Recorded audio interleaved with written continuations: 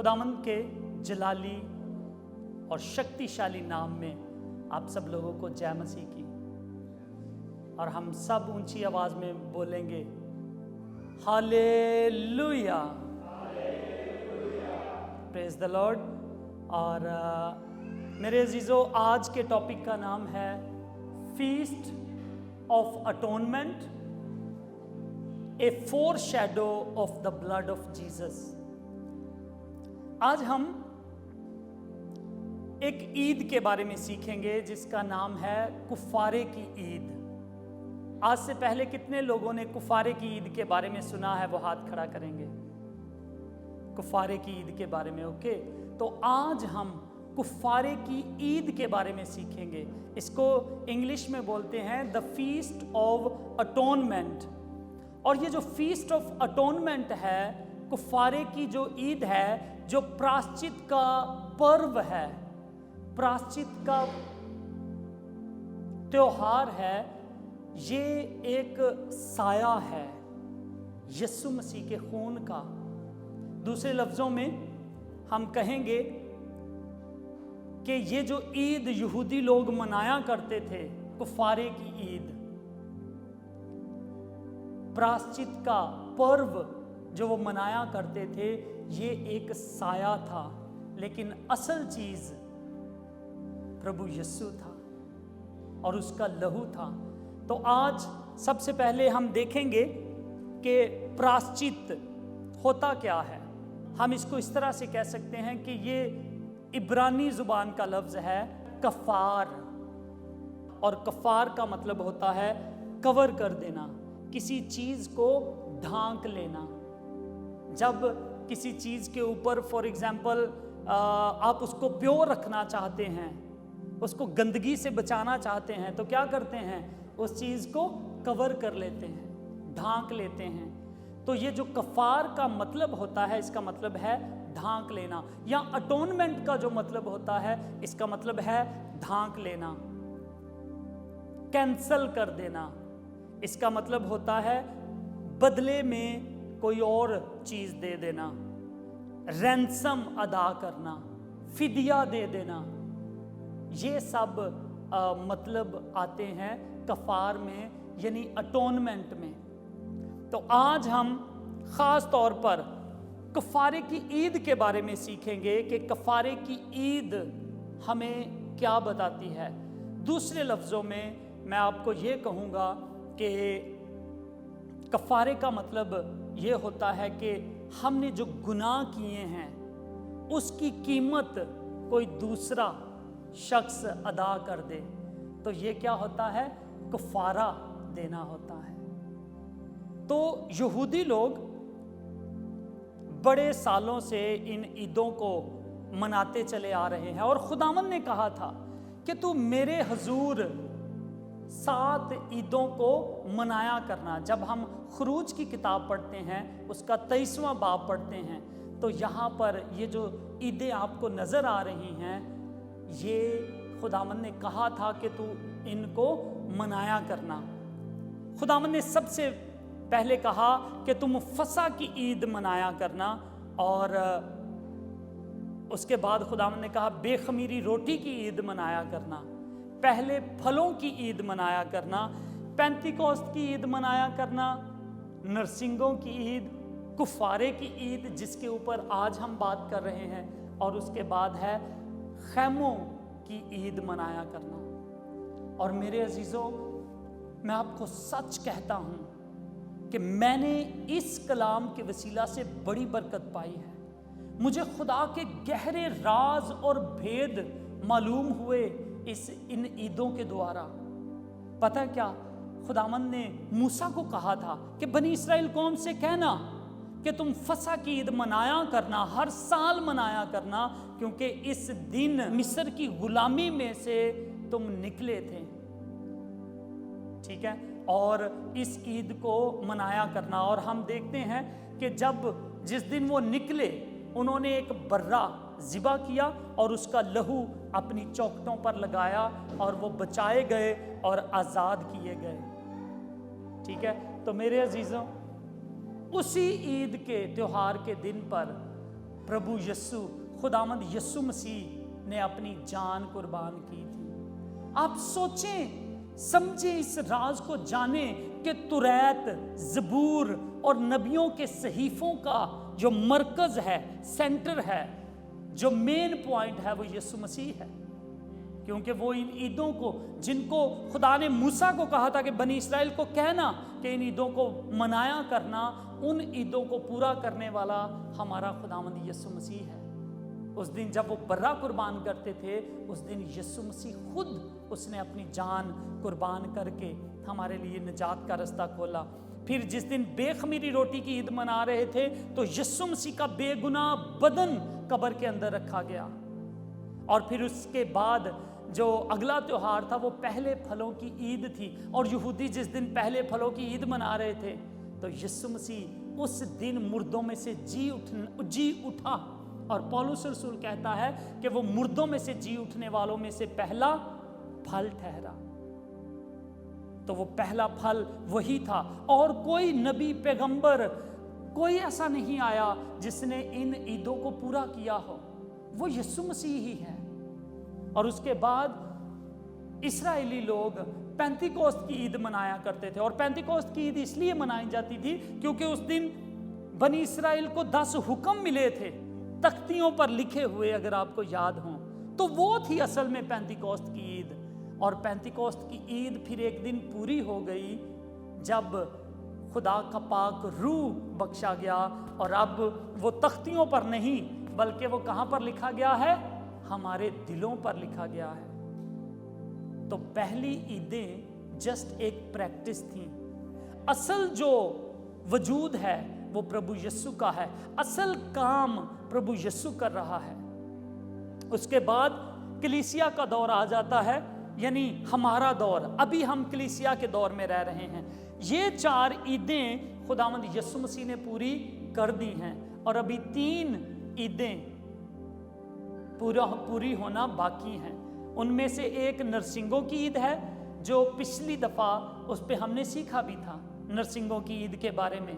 अगर आप लोगों ने अभी तक इसके बारे में नहीं सीखा, तो मैं इस पे ऑलरेडी एक वीडियो बना चुका हूँ, नरसिंगों की ईद। जब आप उसको देखेंगे तो ये सबक समझना बहुत आसान हो जाएगा। और आज का दिन, आज से 10 दिन पहले इस्राएल में एक ईद मनाई गई जिसको नरसिंगों की ईद कहा जाता है।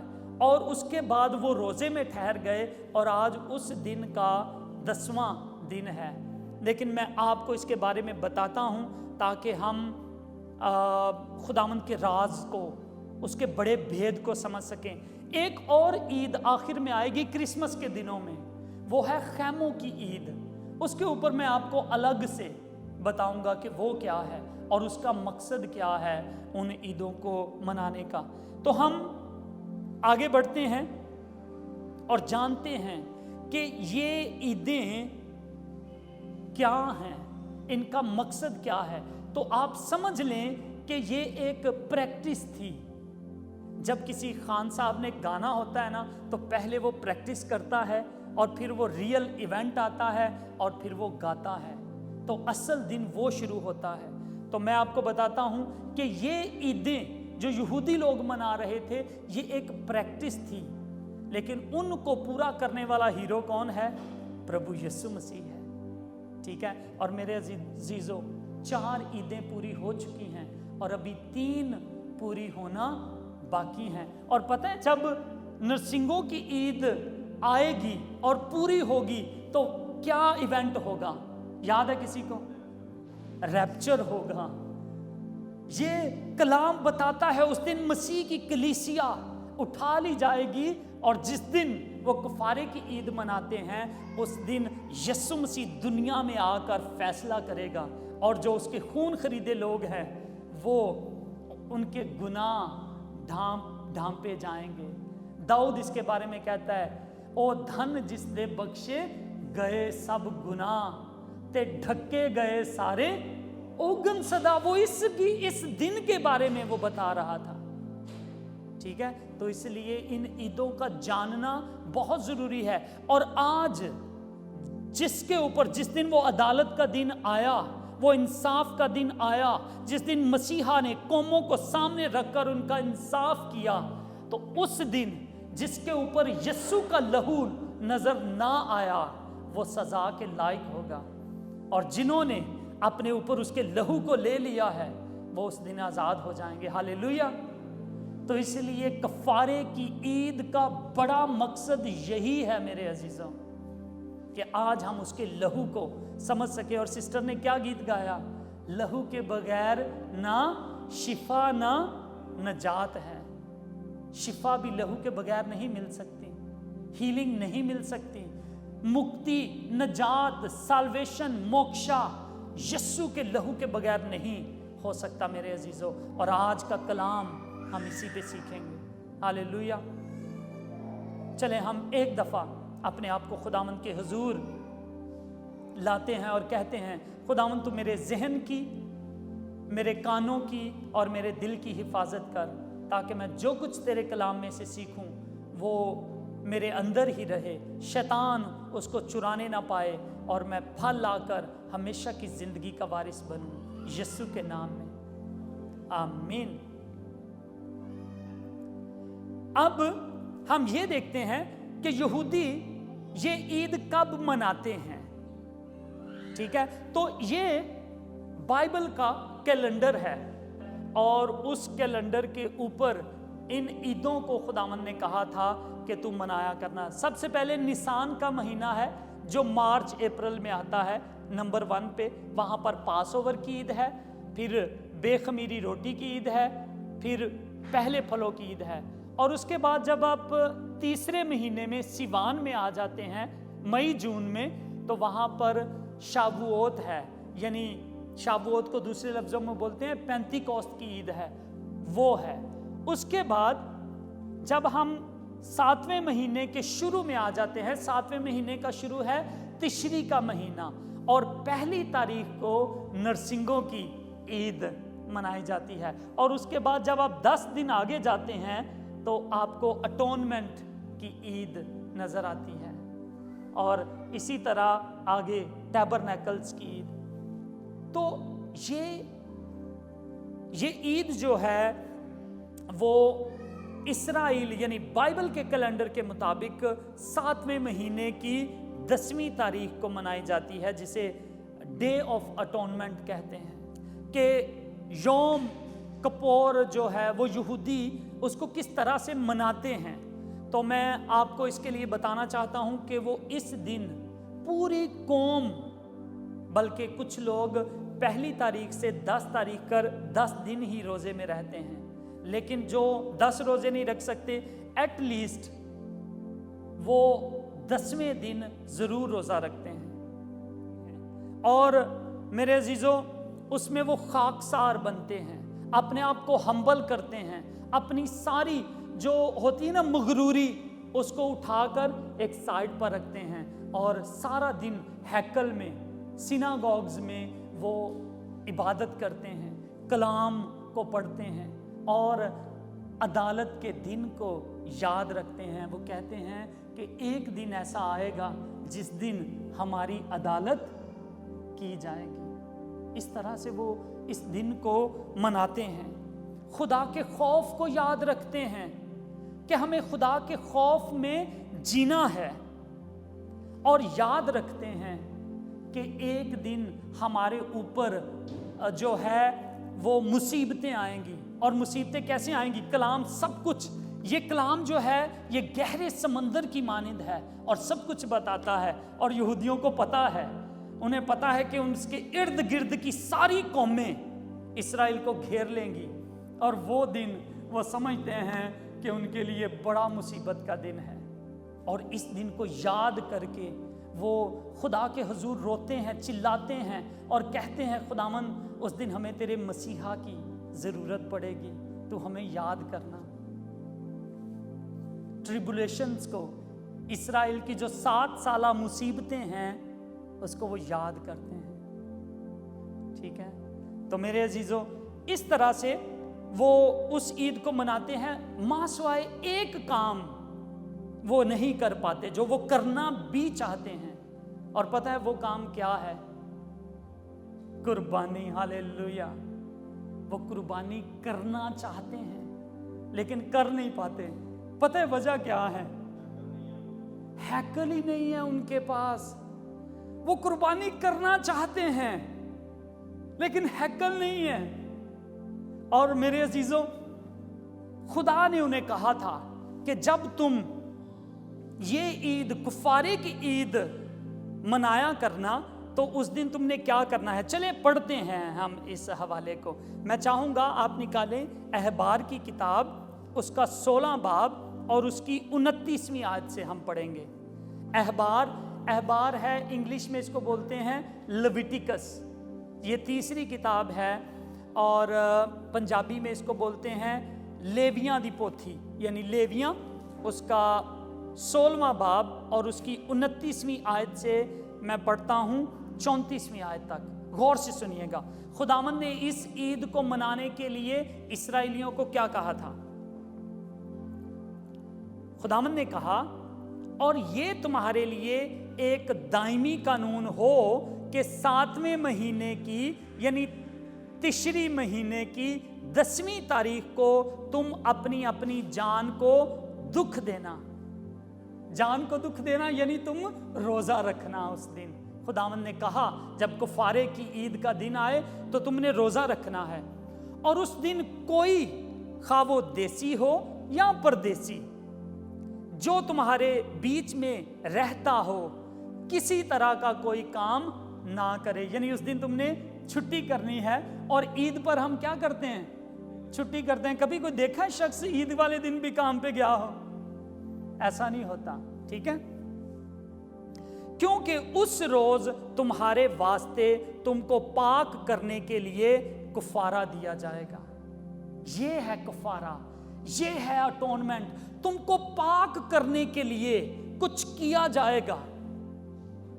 अब बनी इस्राएल कौम ने गुनाह किए हैं, अब उनके गुनाहों को कैसे मिटाया जाए? खुदावंद ने कहा मैं उस दिन कोई काम आप लोगों के लिए करूंगा। और क्या करना?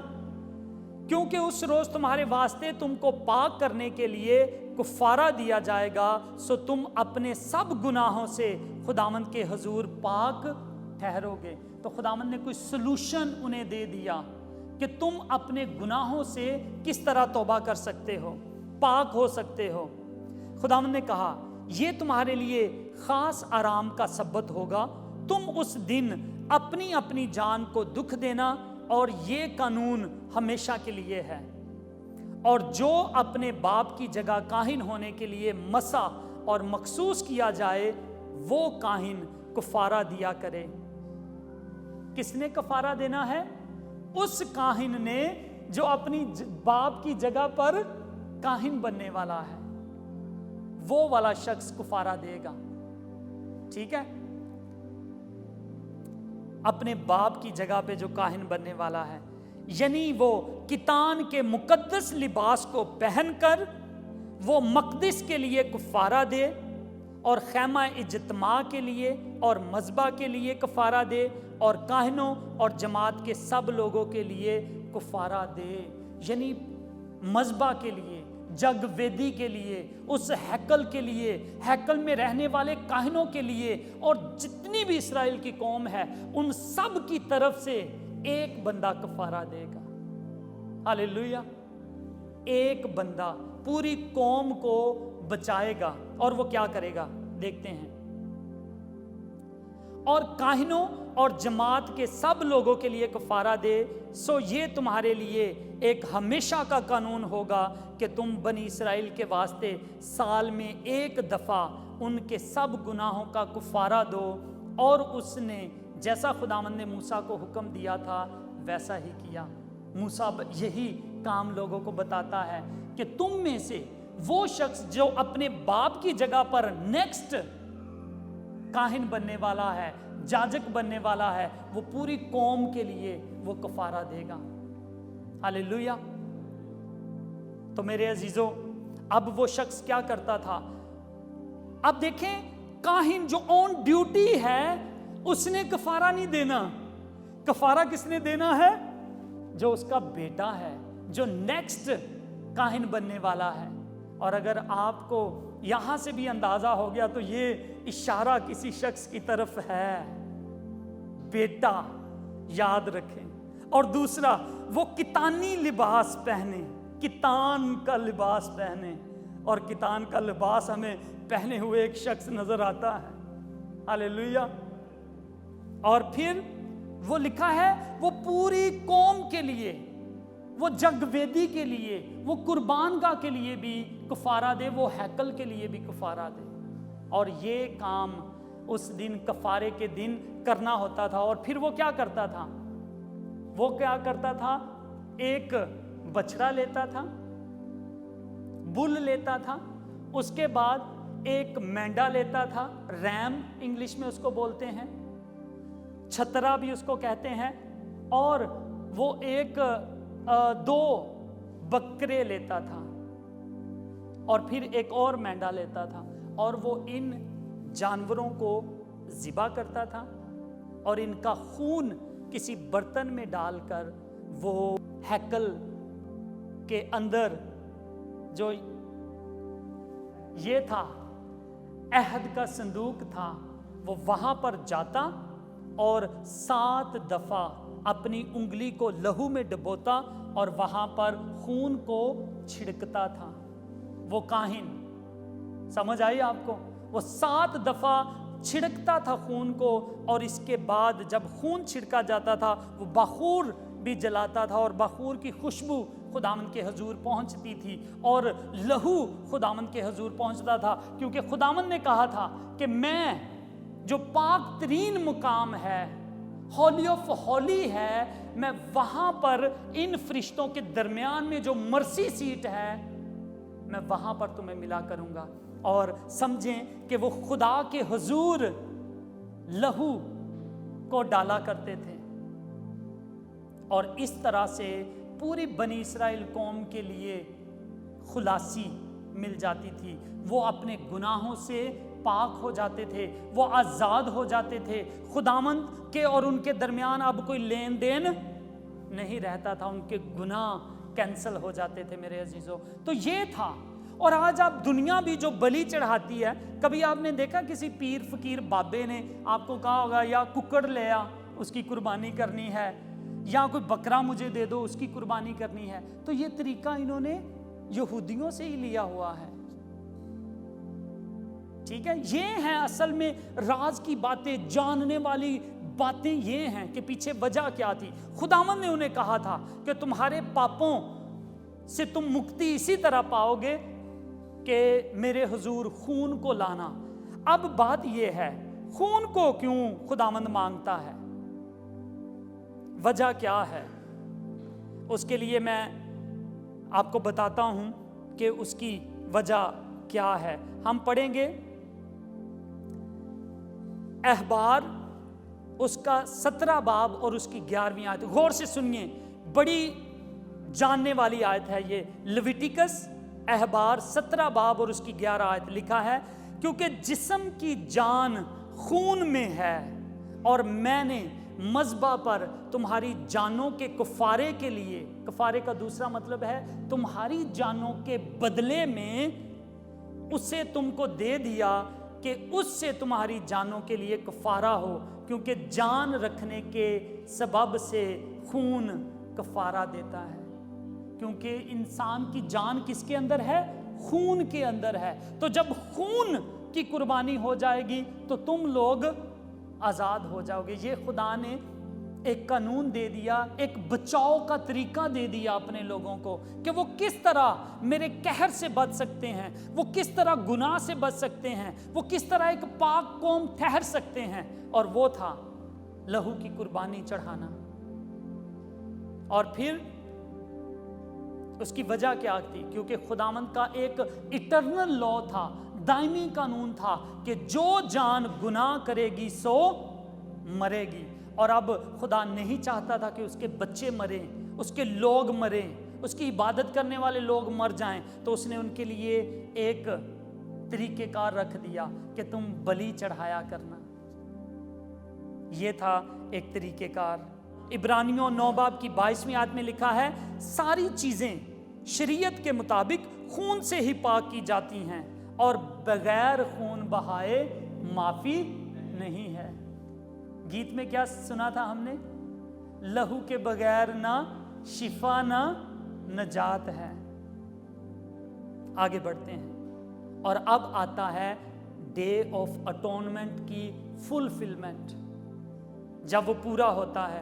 تو میرے عزیزو، یوم کپور ایک شیڈو تھا، ایک سایہ تھا، اور اصل حقیقت یسوع مسیح ہے۔ اور کیا ہوا؟ یہودی اس پریکٹس کو 1500 سال تک کرتے رہے، اور اس کے بعد یسوع مسیح دنیا میں آ گیا، اس عید کو پورا کرنے کے لیے آ گیا، اور اس نے کیا کیا کہ اپنی جان آلریڈی صلیب پر چڑھا کر اس نے ہمیں ان سب قربانیوں سے آزاد کر دیا ہے۔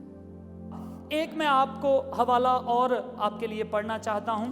خداوند نے بکروں کے لیے کچھ کہا تھا کہ ان کا کیا کرنا ہے۔ ہم پڑھیں گے احبار 16 باب اور اس کی 7ویں آیت۔ پھر ان دونوں بکروں کو لے کر ان کو خیمہ اجتماع کے دروازے پر خداوند کے حضور کھڑا کرے، وہ کاہن، اور ہارون ان دونوں بکروں پر چٹھیاں ڈالے۔ ان کے چٹھی ڈالنے کا پتہ ہے نا کیا کرتے ہیں؟ دونوں پہ قرآن ڈال دینا، ان پر نام لکھ لینا۔ دونوں بکروں کے اوپر نام لکھ لینے ہیں، ایک چٹھی خداوند کے لیے اور دوسری عزازیل کے لیے ہو۔ ایک چٹھی پر کیا لکھا جائے؟ خداوند کے لیے، اور دوسری چٹھی پر کیا لکھا جائے؟ عزازیل کے لیے۔ پھر کاہن نے اٹھانا ہے، پڑھنا ہے، تو جس پر خداوند کے نام کے لیے کہ یہ شخص یہ بکرا کس کے لیے ہے؟ خداوند کے لیے ہے، اس کا کیا کرنا ہے دیکھتے ہیں۔ اور جس بکرے پر خداوند کے نام کی چٹھی نکلے اسے ہارون لے کر خطا کی قربانی کے لیے چڑھا دے، اس کو ذبح کر دے۔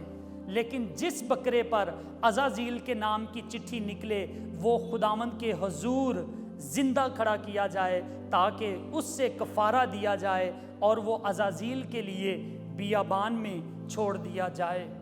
یہ طریقہ کار تھا ان بکروں کے لیے۔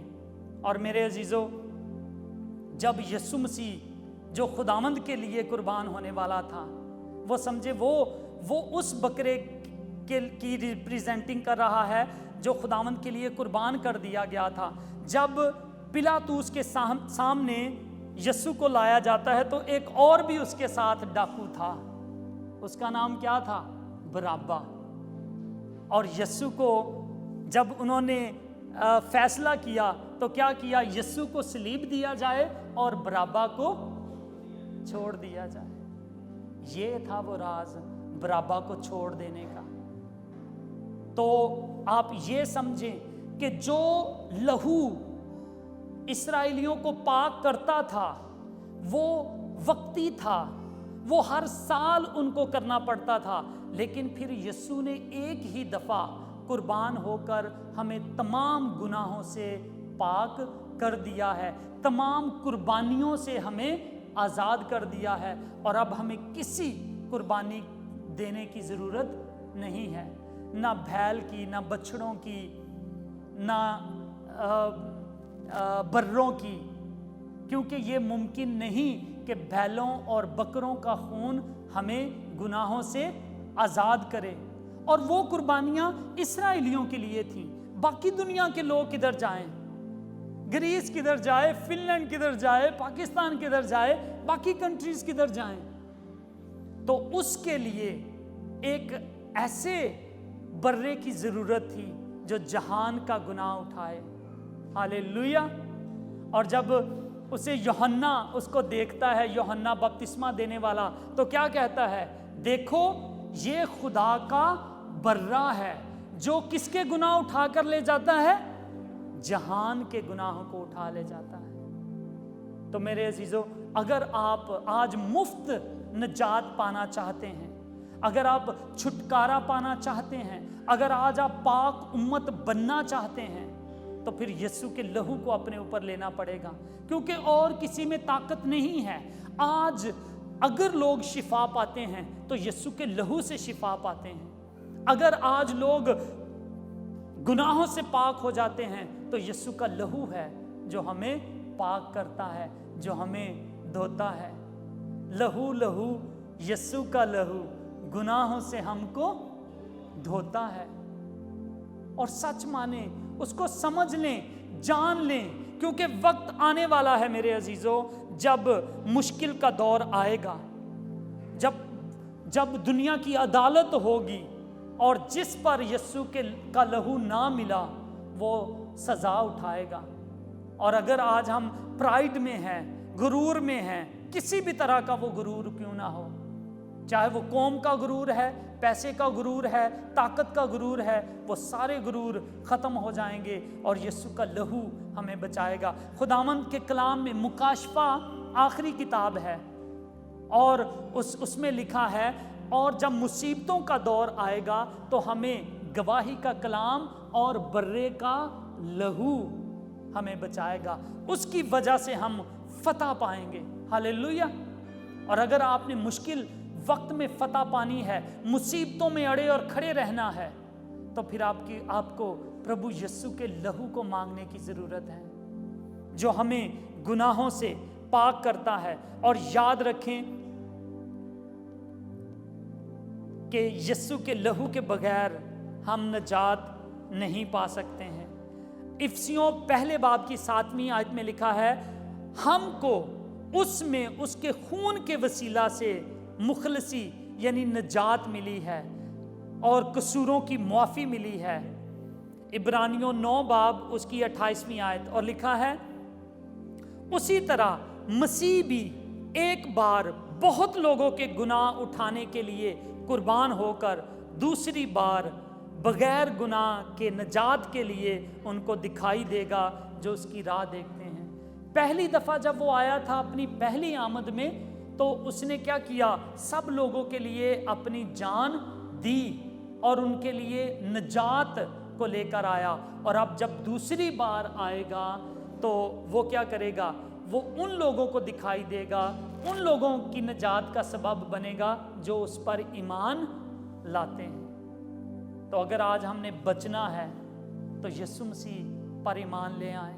اگر آج ہم نے گناہوں سے پاک ہونا ہے، اگر بیماریوں سے پاک ہونا ہے، تو یسوع مسیح پر ایمان لانا ضروری ہے۔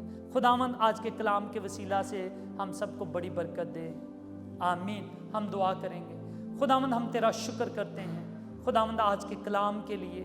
خداوند تو اپنے نام کی خاطر ہمیں فتح اور کامیابی دے، اور اپنے لہو سے دھو کر ہمیں پاک اور صاف کر، ہمیں آزاد کر۔ خداوند ہم تیرے لوگ ہیں، تیرے چراگاہ کی بھیڑیں ہیں۔ خداوند باپ اپنے سب بچوں پر اپنے لہو کو انڈیل دے، تیرے لہو کے چھینٹے آج ہمیں آزاد کریں اور ہم فتح پائیں، ہم بچائے جائیں اور ہمیشہ کی زندگی کے وارث بنیں، یسوع کے نام میں، آمین۔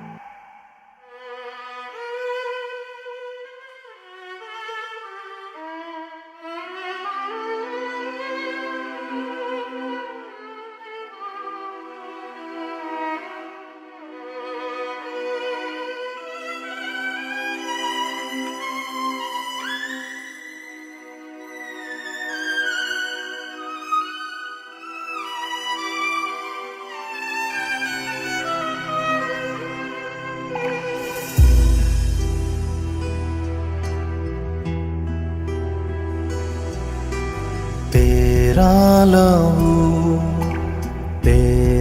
لہو دیتا ہے ہم کو شفا، تیرا لہو کرتا ہے پاپ شما، تیرا لہو دیتا ہے گواہی، مجھ میں ہی تو ہے ملتی رہائی، تیرا لہو دیتا ہے گواہی، مجھ میں ہی تو ہے ملتی رہائی، تیرا لہو دیتا ہے ہم کو شفا۔